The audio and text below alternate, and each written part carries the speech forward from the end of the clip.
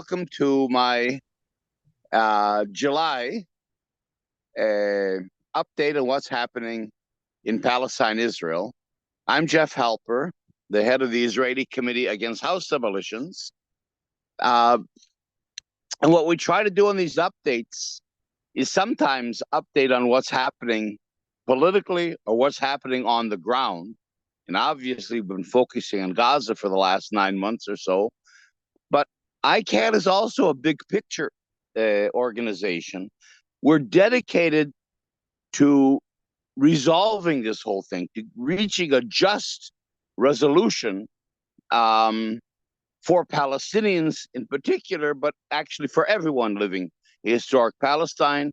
And of course, the political program that we're promoting, together with the Palestinian-led One Democratic State campaign, is one democratic state over all of historic Palestine. And therefore, while we focus on Gaza, and our attentions are obviously focused on Gaza with all the tragedy, the genocide and destruction and death happening, as a big picture political organization, we also have to look at what's happening in the West Bank, which in political terms, in terms of where Israel wants to go, in nailing down its apartheid regime, in confining Palestinians to tiny Bantustans, in actually driving most of them out of the country. We are in Nakba too, and then in normalizing that relationship with the Arab world and the international community.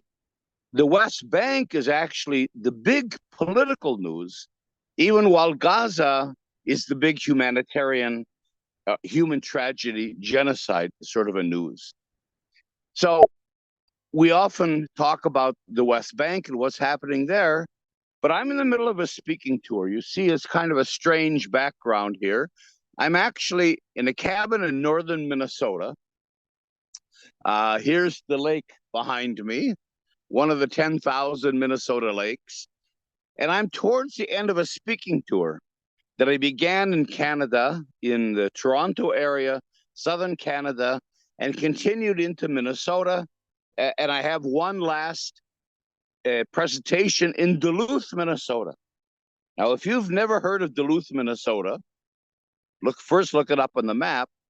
But the fact that there's an active Palestinian Solidarity Committee in Duluth, Minnesota, that's linking up to some of the churches in the area to bring me there to speak, shows how deeply the Palestinian issue has penetrated into public consciousness the world over. So as I've been on this tour, there's another whole aspect of the struggle, of course, that's really important.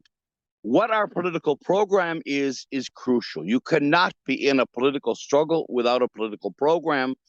And our One Democratic State campaign group has developed a 10-point political program and is now reaching out to the wider Palestinian community in order to get buy-in, in order to recruit people, but also in order to listen. It has to be a broadly agreed upon plan. But at the same time, of course, besides a political plan and besides the tremendous support the Palestinians have mobilized in the world, you also have to have an organization in order to carry it all. And I think that's been one of the major weaknesses in this struggle.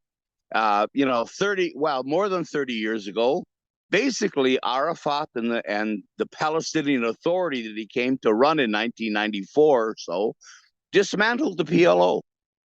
So the Palestinians no more have a liberation organization, a political vehicle through which this dispersed community, the Palestinians have been dispersed throughout the Middle East and actually throughout the world. There's no more hub. There's no more central vehicle that can communicate with all of them, with which they can communicate. Don't forget, there were Palestinian-wide elections for many years to the Palestinian National Council. So that hub, that center, is missing. There's a void, both politically, but in terms of their ability to communicate with each other. And if you add to that, of course, the base of the Palestinian people in Palestine, is undergoing today tremendous suppression, more than ever before, not only in the West Bank. Gaza speaks for itself, not only in the West Bank, where it's always been repressive, of course, but also today inside 48, inside Israel, where Palestinian citizens today face a level of suppression, intimidation, punishment, almost to the level of those in the West Bank. Yeah, they've lost that degree of magnitude they had in order to be able to speak out. And so, as I've been traveling, I've been tremendously impressed with the support that's been, it continues to pour out to the Palestinians, especially in um, churches that are very important in the United States, but also, of course, on university campuses where students still have encampments and are facing disciplinary actions from the university authorities. And the outpouring has been amazing, as we all know. But I've also felt, and we've talked about it in our groups, a disconnect between the mobilization abroad and the inability, not their own inability, but the inability imposed on the Palestinians in Palestine and in the camps around to organize and make their own political needs known and supported. So that abroad, here in the United States, for example, the students are going out with demands for divestment, for immediate ceasefire in Gaza, of course, for political rights to Palestinians, and so on, which are really good. But they have to stop short, like everyone does, of actually advocating for a political program. And that means it's kind of easy to begin to deflect that movement to other places. Now, for example, as university authorities are clamping down on the encampments, they're all embroiled in legal suits, in fights with the universities, and that becomes the issue rather than Palestine. But more serious than that, there really isn't a significant connection between the Palestinian diaspora here and the Palestinians back in Palestine. There's family connections, of course, and the Palestinian Youth Network, which is a network of young Palestinians in the United States, but also abroad. They are trying to create contacts to Palestinians in Palestine.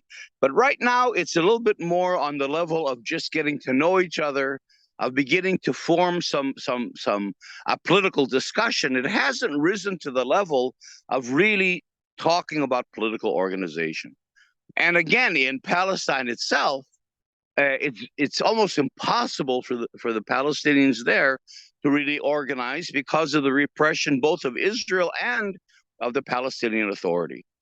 So I've been asking the question as I've been traveling: what could the diaspora do really to measurably advance the Palestinian struggle in Palestine? And several ideas have come up. One of them is the idea of sponsoring a conference. I mean, some of them are fairly straightforward, but can't be done from Palestine. So, for example, the Palestinians in 48, Palestinians in the West Bank, in Gaza, in the camps, so let's say in Jordan, where some are in camps, some aren't, refugees in Syria that have gone through the civil war, the refugees in Lebanon who face very difficult circumstances there, and the diaspora. These communities aren't really in contact with each other. They don't really know each other. And it's impossible for them really to sit down to develop a political plan.